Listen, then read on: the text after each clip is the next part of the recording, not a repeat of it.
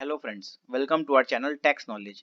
आज मैं आपको बताऊंगा एडवांस टैक्स के बारे में कि एडवांस टैक्स जो है वो होता क्या है, उसे किसे पेमेंट करना पड़ता है और किस सिचुएशन में पेमेंट करना पड़ता है, और अगर हम इसे ना पेमेंट करें तो क्या हो सकता है। तो ये बहुत ही इंपॉर्टेंट टॉपिक है, तो हमारे वीडियो में आप एंड तक बने रहिएगा क्योंकि इसमें आपको बहुत सारी ऐसी इन्फॉर्मेशन मिलेगी जो आपके लिए जानना बहुत ज़रूरी है। इससे पहले कि मैं आगे बढ़ूँ, मैं आपसे रिक्वेस्ट करूँगा कि आप हमारे चैनल को सब्सक्राइब करें, हमारे वीडियोस पे कमेंट्स, लाइक एंड शेयर करें। उसके अलावा बेल आइकन को प्रेस करें ताकि आपको हमारे वीडियोस के रेगुलर अपडेट्स मिलते रहें। तो आइए दोस्तों, मैं पहले आपको बताता हूं कि एडवांस टैक्स है क्या।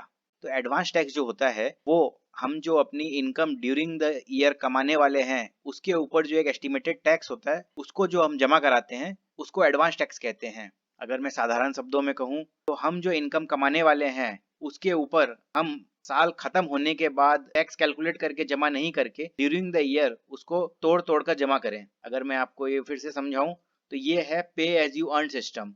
आप जैसे जैसे इनकम कमा रहे हैं उसके ऊपर आप थोड़ा थोड़ा अपना टैक्स का कंपोनेंट जमा कराते चलिए। इसमें जो हमारी इनकम है वो कैसे कैलकुलेट होगी, क्योंकि साल की शुरुआत में आप कैसे बता सकते हैं कि आपकी इनकम क्या होगी। इसके लिए जो एक्ट में बोला गया है वो है कि आपने जो पीछे सालों में इनकम कमाई है उसके ऊपर आप अपना एक प्रोजेक्टेड ग्रोथ रेट ऐड करके इनकम को इंक्रीज कर लीजिए और उसके ऊपर फिर आप टैक्स जमा करते रहिए। लेकिन यहाँ मैं आपको बता दूं, क्योंकि ये एक प्रोजेक्टेड फिगर है और जैसे जैसे साल आगे बढ़ता है आपको एक्चुअल पोजीशन ऑफ इनकम निकलती जाती है, तो ये जो फिगर है ये चेंज होते रहता है। आइए अब मैं बताता हूँ कि एडवांस टैक्स किसे भरना पड़ता है। दोस्तों, अगर कोई रेसिडेंट इंडिविजुअल है जिसकी एज 60 ईयर्स से बेसी की है और उसे कोई भी बिजनेस की इनकम नहीं है, यानी कि उसकी इनकम या तो सैलरी या अदर सोर्सेज या कैपिटल गेन से आती है, तो उन्हें एडवांस टैक्स पेमेंट करने की कोई रिक्वायरमेंट नहीं है। वही अगर रेसिडेंट इंडिविजुअल जिसकी एज 60 ईयर्स की बेसी की है और उसे बिजनेस की इनकम आती है तो उनके लिए एडवांस टैक्स पे करना ज़रूरी है। इसके अलावा कोई भी इंडिविजुअल, रेसिडेंट और नॉन रेसिडेंट, अगर उनकी एज 60 से कम की है तो उन्हें एडवांस टैक्स जमा कराना ही पड़ेगा। लेकिन यहाँ ध्यान रखिएगा कि अगर आपकी टैक्स लाइबिलिटी 10,000 से बेसी की आती है तो ही आपकी जिम्मेदारी है एडवांस टैक्स जमा कराने की। अगर आपकी लाइबिलिटी 10,000 से कम की है तो आपको एडवांस टैक्स कराने की रिक्वायरमेंट नहीं है। जब भी हम एडवांस टैक्स की बात करते हैं तो एक ऑर्डर अंडर सेक्शन 210 की बात आती है।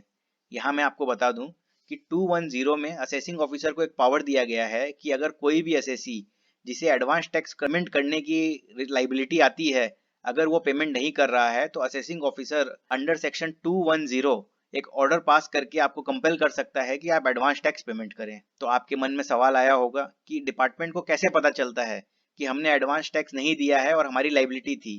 तो मैं आपको बता दूं कि इनकम टैक्स डिपार्टमेंट जो है आपके पीछे सालों के रिटर्न्स को एनालाइज करता है और उससे वेरीफाई करता है कि आप अपना टैक्स जो है सेल्फ असेसमेंट में जमा करा रहे हैं या आप एडवांस टैक्स कम देके रिटर्न फाइलिंग के टाइम टैक्स ज्यादा दे रहे हैं। अगर ऐसा सिचुएशन प्रेजेंट होता है तो डिपार्टमेंट कंपेल हो जाता है एक असेसी को सेक्शन 210 में एक नोटिस भेजने के लिए कि आप अपना एडवांस टैक्स टाइमली जमा करें।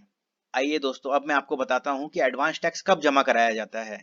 एडवांस टैक्स जो है पूरे साल में 4 पार्ट में डिवाइड कर दिया गया है। इसकी जो डेट्स है वो है 15 जून की, 15 सितंबर की, 15 दिसंबर की और अंत में 15 मार्च की। तो ये हर क्वार्टर का जो एंड आने वाला होता है उससे जस्ट पहले की डेट दे दी गई है। तो और यहाँ पर बता भी दिया गया है कि आपकी जो पूरे साल की इनकम टैक्स होने वाली है उसको भी डिवाइड कर दिया गया है कि भाई फर्स्ट क्वार्टर में आप 15% जमा करिए, सेकेंड क्वार्टर जो सितंबर में आता है उसमें आप 45% टैक्स जमा करिए, दिसंबर में आप 75% करिए और मार्च 15 आते आते आप अपनी पूरी एडवांस टैक्स की लाइबिलिटी जमा करा दीजिए। आइए मैं आपको बताता हूँ कि टैक्स जमा कैसे करेंगे। तो टैक्स जमा करने का दो तरीका है, एक है ऑनलाइन थ्रू नेट बैंकिंग या डेबिट कार्ड और दूसरा है ऑफलाइन मैनुअल चालान जमा करा के। तो ऑनलाइन जो एडवांस टैक्स कैसे जमा कराते हैं इसके ऊपर ऑलरेडी मैंने एक वीडियो बनाया है, आप उसको देख सकते हैं और उसकी लिंक जो है नीचे डिस्क्रिप्शन में भी दी हुई है। यहाँ मैं आपको बता दूं कि एडवांस टैक्स जो है चालान नंबर 280 के थ्रू पेमेंट होता है। और एक चीज हमेशा ध्यान रखिएगा कि एडवांस टैक्स हो या कोई भी टैक्स हो, आप अब कैश पेमेंट नहीं कर सकते हैं, आपको अपने बैंक अकाउंट से ही पेमेंट करना पड़ेगा। आइए दोस्तों, अब मैं आपको बताता हूँ कि अगर आप एडवांस टैक्स जमा ना करें तो आपके साथ क्या होता है। अगर आप एडवांस टैक्स जमा ना कराएं तो आपके ऊपर बहुत इंटरेस्ट लगती है। सबसे पहले जो इंटरेस्ट लगता है वो लगता है सेक्शन 234C में।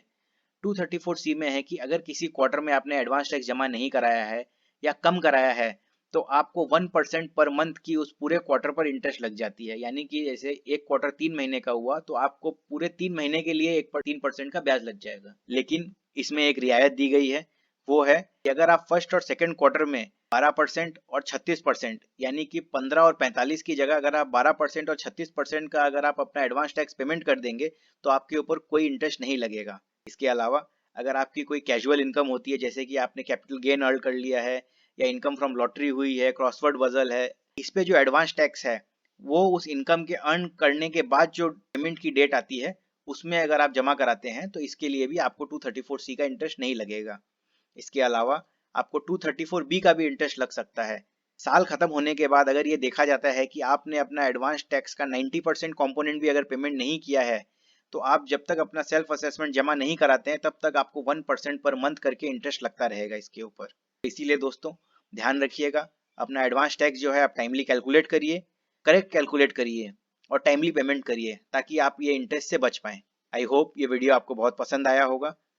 इसी तरह के और वीडियोस के लिए आप हमारे चैनल को सब्सक्राइब करें और हमारे वीडियोस पे कमेंट करके ज़रूर बताएं आपको ये कैसे लग रहे हैं। Thank you friends.